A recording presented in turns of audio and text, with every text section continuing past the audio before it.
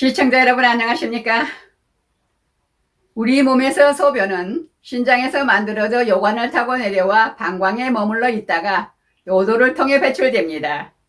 신장에서 만들어진 노폐물인 소변의 농도가 짙어지면 결석이 발생하게 되는데요. 신장에서 발생한 결석 씨앗들은 한꺼번에 여러 개가 생기기도 합니다. 체외 충격파로 안 깨지는 결석이 있다는데요.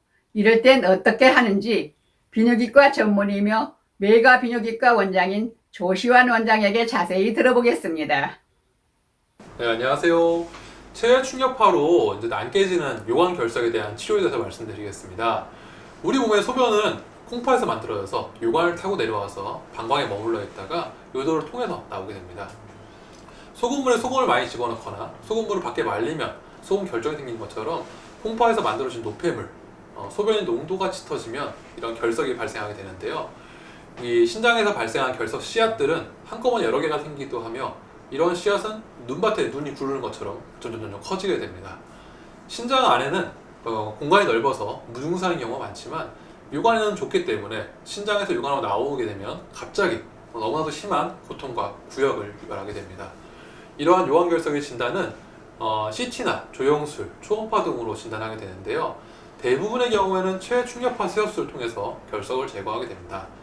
하지만 돌이 크고 단단한 경우 체외 충격파 세어술로 잘 안 깨지는 경우가 있고 실제로 병원에서도 드물지만 2, 3회 이상 체외 충격파를 하시는 분들이 계십니다. 또한 체외 충격파를 하시면 안 되는 분, 즉 결석으로 인해 열이 나거나 빠른 일상생활을 회복을 해야 되거나 임신 또는 콩팥이 하나밖에 없는 일직선인 경우에는 요관 내시경으로 결석을 제거하게 됩니다. 요관 내시경은 배를 열지 않고 하반신 또는 전신 마취하에 내시경을 통해 요관 내에 진입해서 결석을 직접 확인 후에 레이저로 결석을 잘게 부순 후 바스켓으로 잡아서 체외로 배출시키게 됩니다. 다만 이제 내시경은 딱딱한 긴 관으로 되어 있기 때문에 복잡한 기관인 신장의 여러 방에 다 들어가지 못해서 신장 결석은 완전 제거가 힘든 단점이 있습니다. 또한 요관 손상, 신유 심론 등의 가능성이 매우 낮지만 발생 가능합니다. 하지만 최근 연성 요관 내시경으로 수술이 개발돼서 요관 결석뿐만 아니라 복잡한 구조의 신장 결석을 제거하는 일이 열렸습니다. 연성 요관 내시경은 매우 가늘고 부드럽게 휘어져서 상처가 남지 않고 조직 손상도 최소화할 수 있습니다.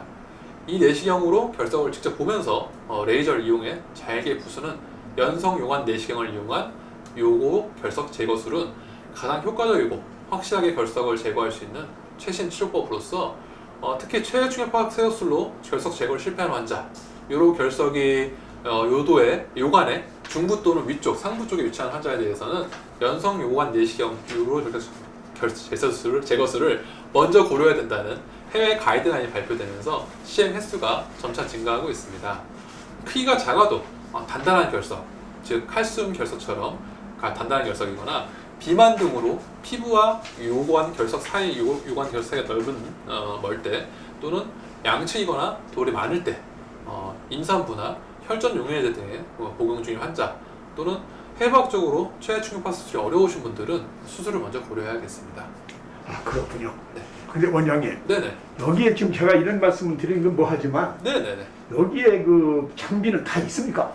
저희 병원에는 예. 거의 대학병원에만 있고 예. 로컬 개인용에서는 전국에 한 10군데도 안 되는 그런 장비가 저희 병원에 있습니다. 그 장비라고 해야 됩니까? 뭐라고 해야 됩니까? 네, 장비입니다. 장비입니까? 네. 그 여기에 하나에 7천만 원 정도의 굉장히 고가의 장비입니다. 그럼 여기에는 그 대학병원에 쓸 수 있는 쓰는 그런 장비가 다 있다는 얘기네요. 네, 병원에는 다 있습니다. 그렇군요. 네. 감사합니다. 네, 감사합니다. 이상으로 실버넷 뉴스를 마칩니다. 시청해주신 여러분 고맙습니다.